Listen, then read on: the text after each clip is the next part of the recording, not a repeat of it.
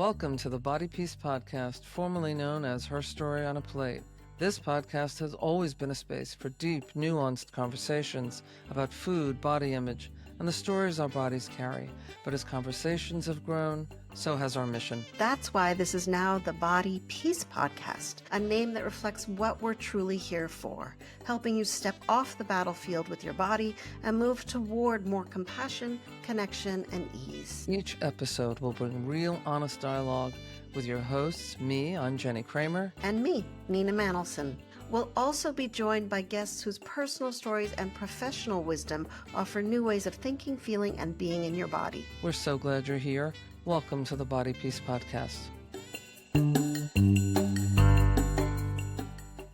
This conversation with Ragen Chastain is what we all need to hear before we go to the doctor, before we go to the gym, before we even get on a plane. We can't wait for you to dive into this conversation about health and weight with Ragen's keen analytical perspective. Throughout this whole conversation, I wanted to pull out my little yellow highlighter to remember the gems. And what a joy to have Ragen. She is a speaker, writer, researcher, board-certified patient advocate, and a thought leader in weight science, weight stigma, health, and healthcare. Ragen is author of the Weight and Healthcare newsletter and co-author of the Health at Every Size, or HAES, Health Sheets. She's frequently featured as an expert in print, radio, television, documentary film, and now our podcast. In her free time, Ragen is a national dance champion, triathlete, and marathoner who holds the Guinness World Record for heaviest woman to complete a marathon. Ragen Chastain, so happy to have you with us today. I know you in so many different arenas, but I have to ask a very compelling question before we do anything else. Is it actually true that you hold the Guinness World Records for the heaviest woman to complete a marathon? Yes, that is actually true.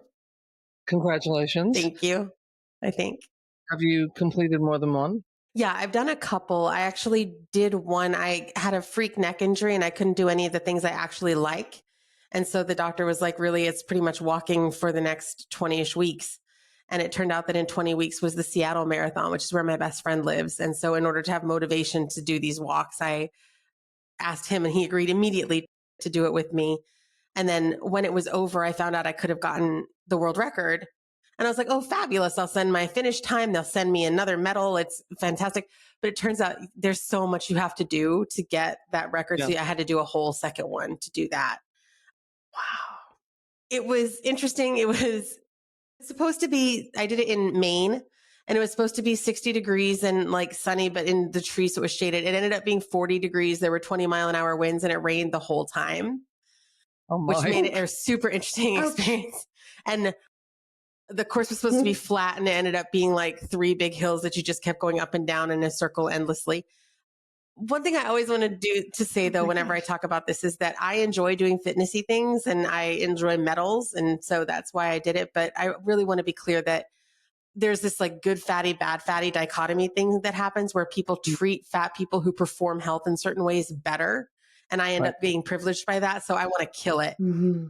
Right. I've done both. I can tell you for sure, completing a Netflix marathon and completing a marathon are morally equivalent activities. If you're as slow as me, they're also an option to spend an entire day. But yeah, so I do want to be clear about that. I like this Netflix marathon thing. Okay. But indeed. Okay. But Ragen, what it brings me into is this something I really wanted to talk to you about is let's talk about our relationship as women with movement.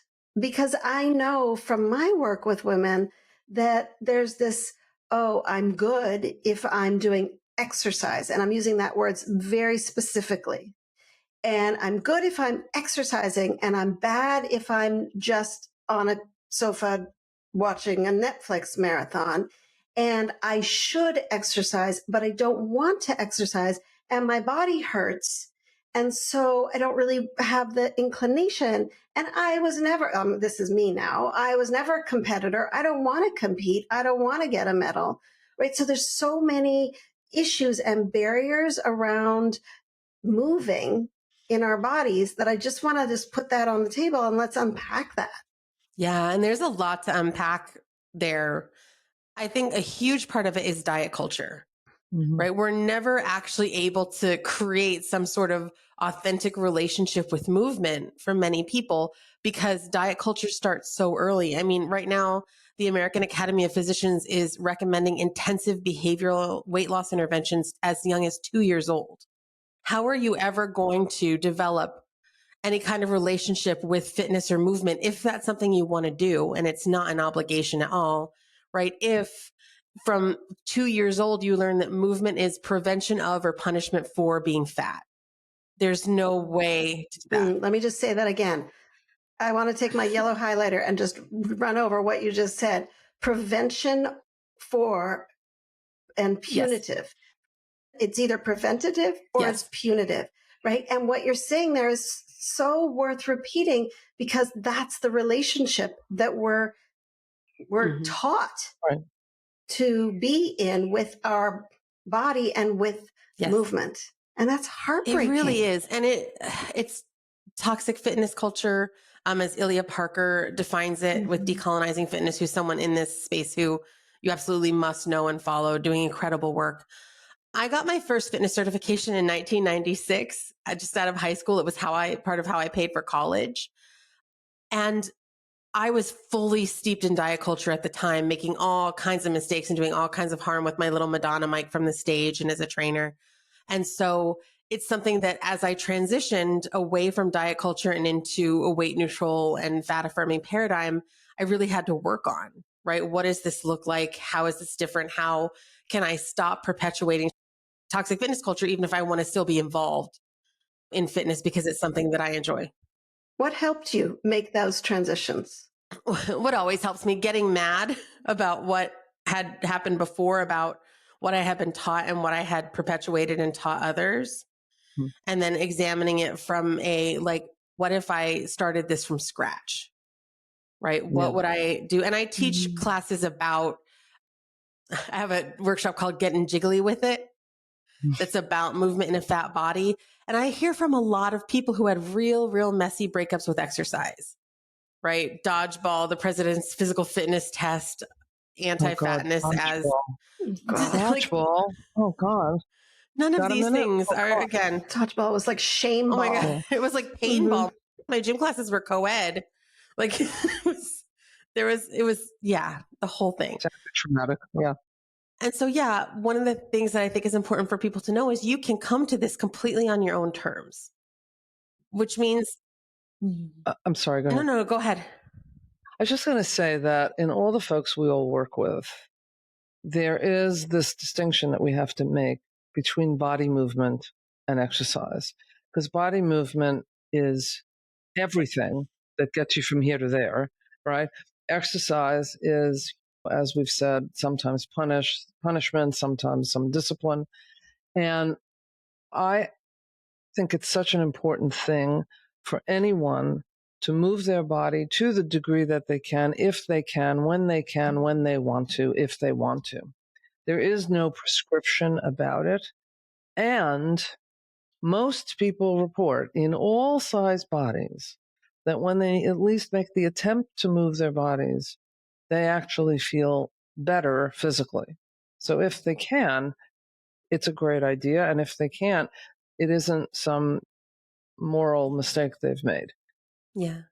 There are so Yeah. many ways to support ourselves, our health, if that's something that we want to do. And movement is one of those things, but there's lots of options. And I'm always one for picking low hanging fruit, right? So stress management or social connection or more sleep is low hanging fruit, and movement is like a few therapy sessions away. That's totally reasonable. And punishing ourselves for not engaging. And for some people, it's just not a thing. Some people are contraindicated. Some people have conditions that, like chronic pain that gets worse with movement. And some people just don't want to do it, which is fully valid. One of the things for me is like on your own terms means try things, quit things. I think the joy of quitting is something that I try to teach people to rediscover in terms of movement, because it's no longer like you joined the junior high softball team and you're going to keep this, like you're a grown person. You can try 5 minutes of that class and you can leave, right? You The can joy try. of quitting. Yeah. And that's success. I feel a book coming. Oh my God, I feel a book coming. The joy of quitting. Yeah. Great. Yeah. Joy of quitting.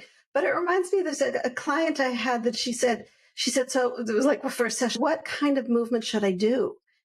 I'm going to this kind of trainer and this kind of trainer. I was like, well, what do you Yeah, actually enjoy? exactly. There was dead silence. She was like, wait, what? And I was like, what actually gives you pleasure? What do you go to and it feels good and you leave and you feel good and gives you like lights you up inside? She was like, wait, I'm allowed to just do that? Yeah. Right? The conditioning that we've gotten about it has to be punitive in order for it to be beneficial is so deeply ingrained. And it has to be painful. It has to be difficult. It has to be for a long time. None of that is true, by the way. The research shows that any movement can confer health benefits. There's research about 1 minute of vigorous activity a week. Right. So there's no reason, like this idea that it has to be more. And that also comes from diet culture, right? Because in truth, movement can have a lot of health benefits, but it's not going to make us thinner. That's what we know. Long term, people might lose a little weight short term, but most of them are gaining it back long term. And so the prescription has been, well, if you're not losing weight, then you have to do more and more and more. And that again has created this toxic fitness culture. And another thing that I think is important. So I think my community, Weight Neutral Health, Health at Every Size, which is an ASDA trademark, tends to focus too much on joyful movement. And I am all for joyful movement, right? Moving because it's fun, because it creates joy. That is a completely valid relationship. For some people, though, movement is to help manage a chronic condition, like let's say blood sugar or high blood pressure. For some people, they just want the health benefits that are conferred by movement, but they don't love it, right? Right. They might far from love it. And so when we say it has to be joyful, for those folks for whom movement is more like laundry or dishes, it can make it feel like they're doing it wrong. And that's also like, so one of the things I'll tell people, like they'll say, I was talking with somebody, I'm a certified health coach and a bunch of other certifications.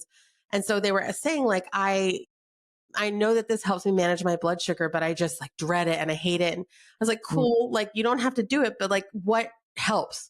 And they're like, well, I notice if I do like 5 or 10 minutes after a meal, it really like brings down the blood sugar spike. And I was like, okay, what if you just figured out something that you hate doing the least and then you did 5 minutes of it, right? The thing you hate the least for the bare minimum amount of time.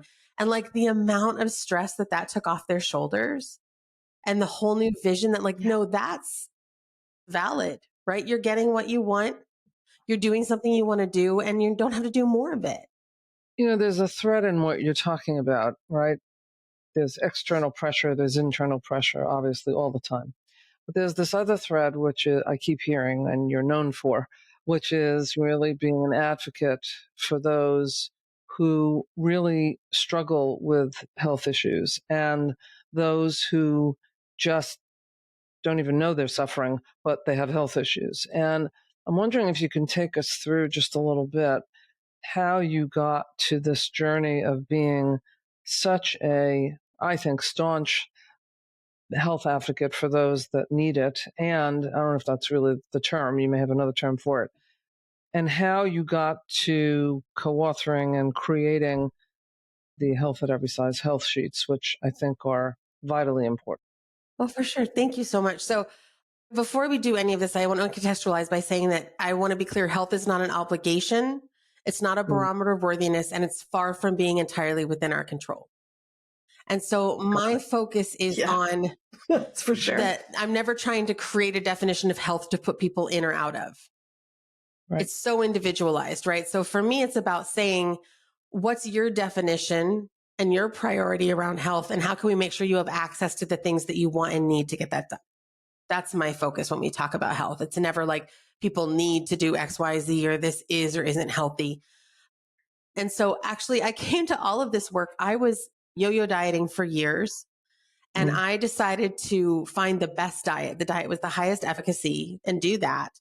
And I decided to do that via a literature review of the weight loss research. And I wasn't in school. I didn't publish. I got no credit. I had a corporate job. This is just the kind of mega nerd that I am in my life, that this is how I solve my problems. And so I did this literature review and I found that there was not a single study where more than a tiny fraction of people actually succeeded at significant long-term weight loss. And I was so shocked and disbelieving and defensive about that I did that entire literature review a second time. So hours and hours of work. And so that gave me what I think is, because my background in education obviously is research methods and statistics. And so that gave me a really solid platform of like, oh, this is not going to work, right? As a fan of math and logic, trying to lose weight is no longer the way that I'm going to go to try to be healthy. I don't know how we got here, but I'm not going to do it. And this is a little over 20 years ago now. Sure.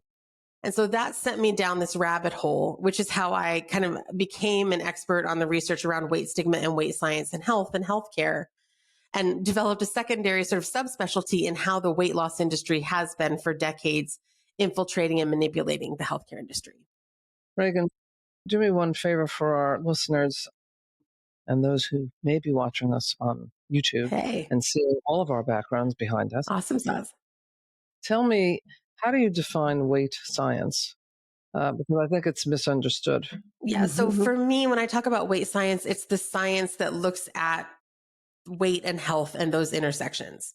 So it can be weight loss research. It can be weight stigma and health research, but it's that body of research that looks at weight and health. And a lot of it is truly terrible.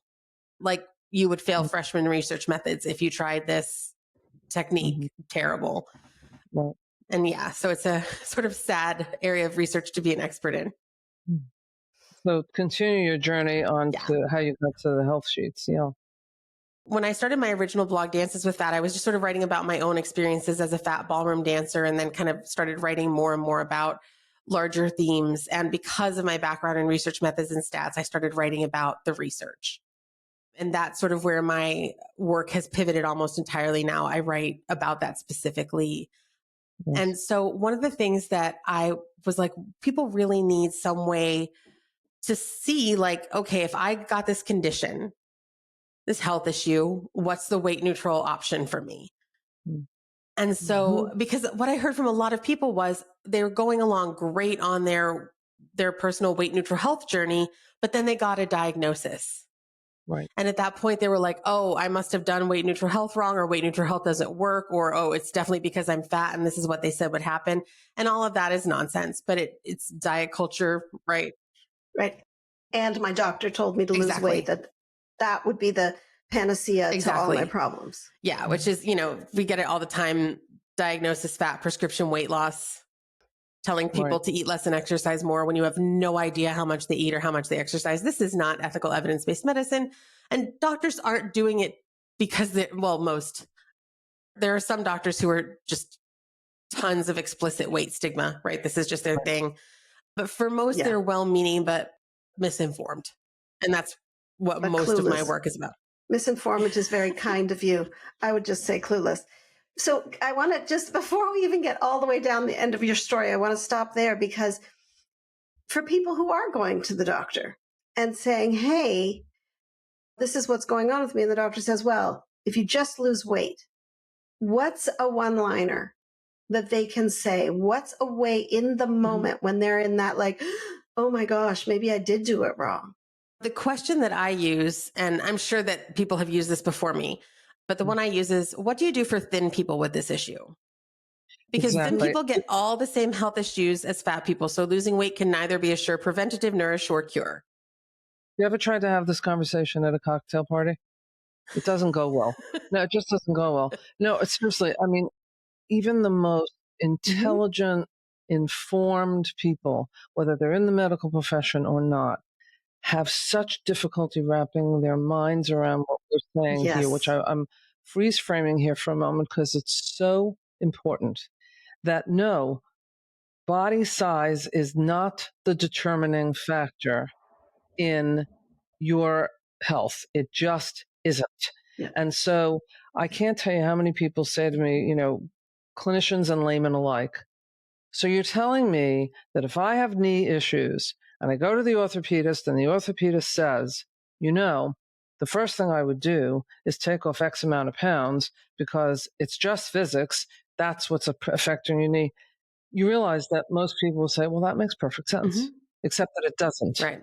Because what would they tell that person with the same exact injury who might be in a smaller body and have that thin privilege? What are they going to tell them then? Because that's what they should be saying to everyone first. Exactly. And this It's a Yeah. very difficult concept for a lot of people. And I just want to go back, Ragen, because we didn't explain what the health sheets are and how they actually can help in exactly this scenario that Jennie's talking about. So would you, because you'll do it better, can you explain what those health sheets are, what those nuggets of brilliance are? Sure. And I'll finish it out real quick. So in deciding to do the health sheets, I reached out to Dr. Louise Metz and to Tiana Dodson, who are people I had worked with before who do incredible work. And so as a team, we created these sheets. And they are diagnosis specific, weight neutral guides for handling various conditions. So you can literally go and download like type 2 diabetes or fatty liver or high blood pressure and see what are some weight neutral options and how does fat phobia often enter this conversation. There's also a resource and research bank. So if you want to dig into the research yourself, that's there. And there are resources. Like I have cards to print out and take to the doctor. There are the Don't Weigh Me cards. There's a lot of cool resources there. And then we have basically a one sheet of why we don't recommend weight loss that kind of takes you through the argument. And then to go back to Jennie, to your point with the knee, this is really a double whammy because what happens is a thin person goes in with acute knee pain and they get a whole bunch of options for what they could do, right? Physical therapy, massage, various things. A fat person goes in with the exact same acute knee pain and they leave with the prescription to lose weight. So they exercise on with no support. And we know from 100 years of data that there's almost no chance that they're going to actually lose significant weight long term.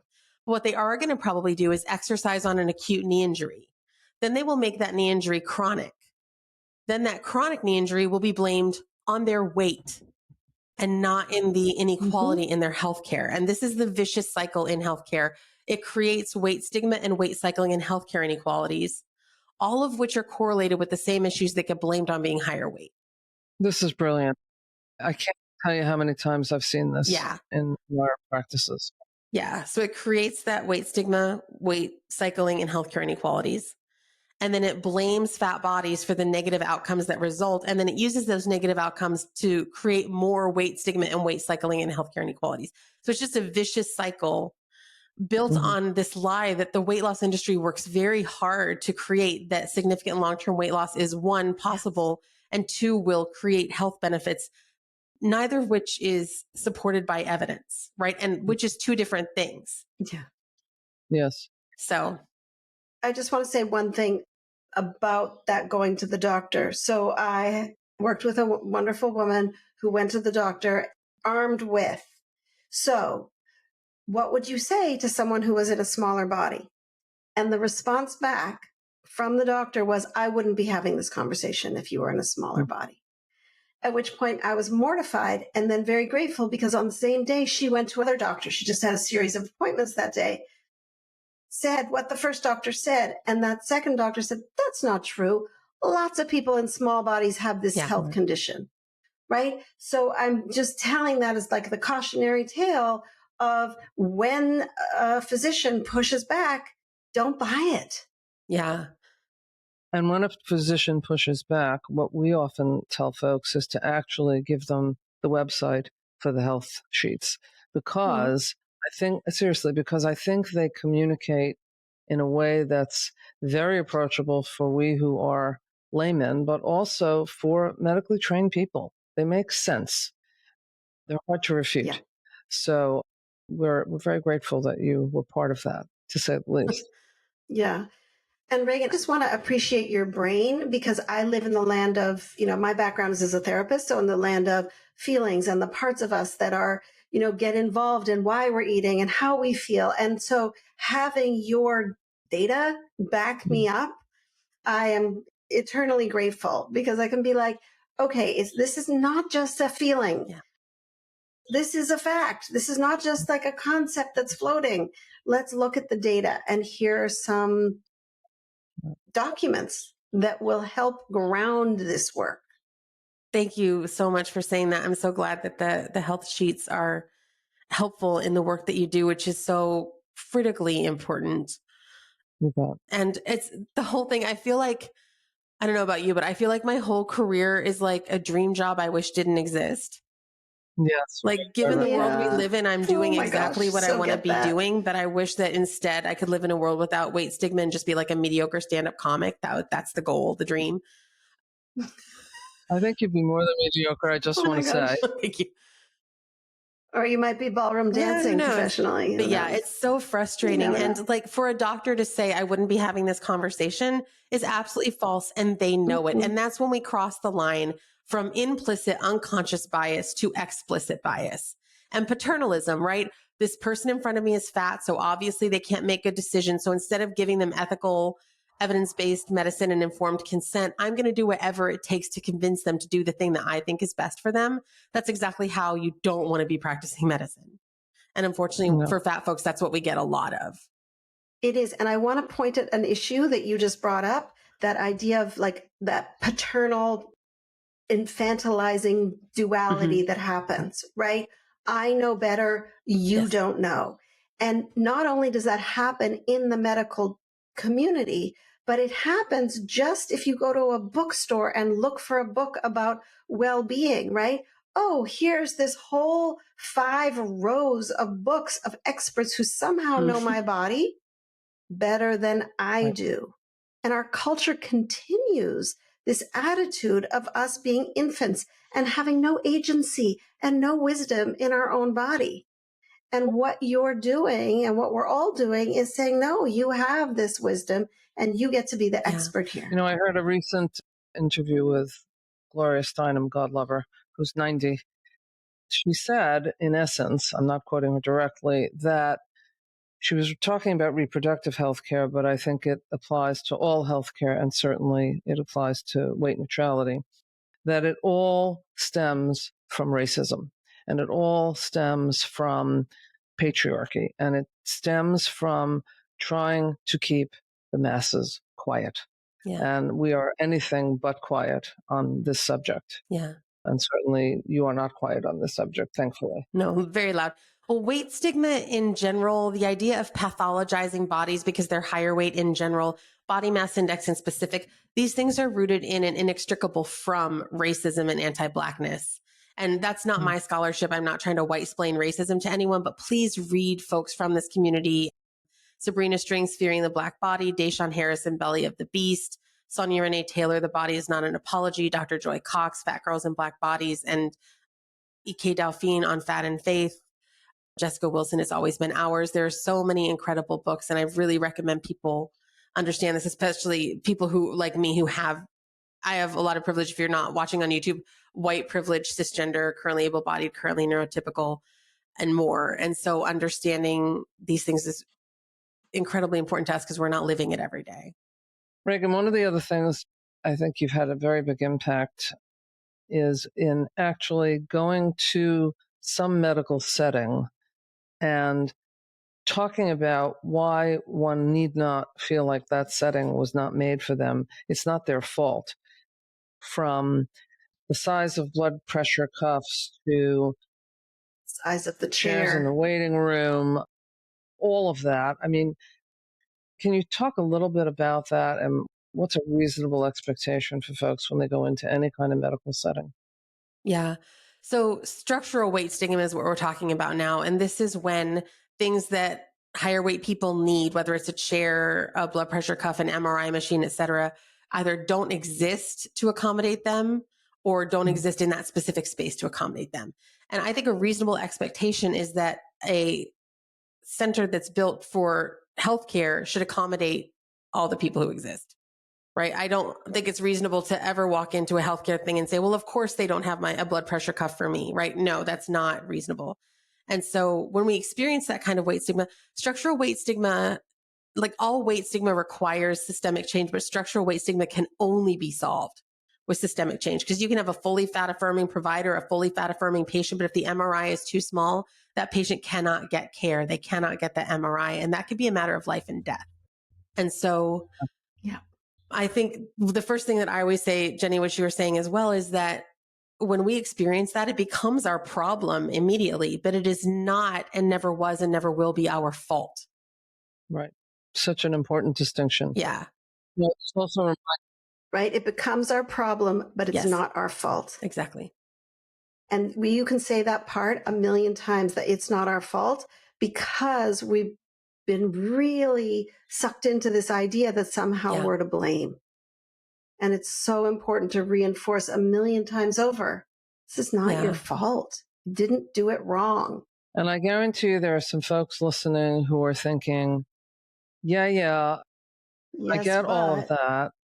But when I have to go onto a plane and I don't necessarily only worry about whether the doors are going to blow off, I'm also thinking about, should I or should I not ask for a seatbelt extender?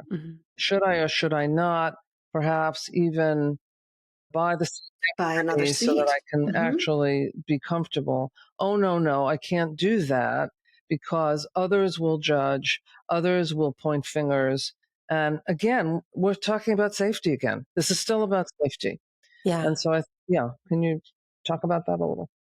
Yeah. And I mean, it's really tough, right? Because weight stigma is real, right? People may judge, people may make nasty comments. Like that can happen. That's not an uncommon occurrence. And so for me, what I realized after my whole journey was that I had spent my lifetime fighting my own body on behalf of weight stigma. And that I wanted to do instead is fight weight stigma on behalf of my body. Oh, that's brilliant. And so when I started to see my body as a friend and a partner who deserved my full-throated support, right, who deserved my gratitude, then I started being much more comfortable and much more loud. I ask for a seatbelt extender as loudly as I humanly possibly can to try to normalize it for other people. When they try to hand it to me like we're doing some kind of illicit deal, I'm like, oh, thank you for the extender. Like I am loud about it, right? And that's also an example of, I think, more privilege, more work. Again, I have a ton of privilege in this area, and so I'm going to use it as much as I can. Also, the buying 2 seats is patently ridiculous because here's the thing. What the airline is selling is a flight from point A to point B. In order to take that flight, you must have a seat that accommodates you. So it's not that fat people are asking for something special. We're asking for exactly what every single other person on that plane has, which is a seat that accommodates them for the same ticket price. The fact that they keep making the seats smaller, they knew fat people existed when they made those planes. They knew fat people existed when they made those policies. Southwest Airlines gives you as many seats as you need for the same ticket price. In Canada, 1 passenger, 1 fare is the law. So the idea that like the whole airline industry would collapse if they had to equally accommodate people is patently untrue, just absolute nonsense.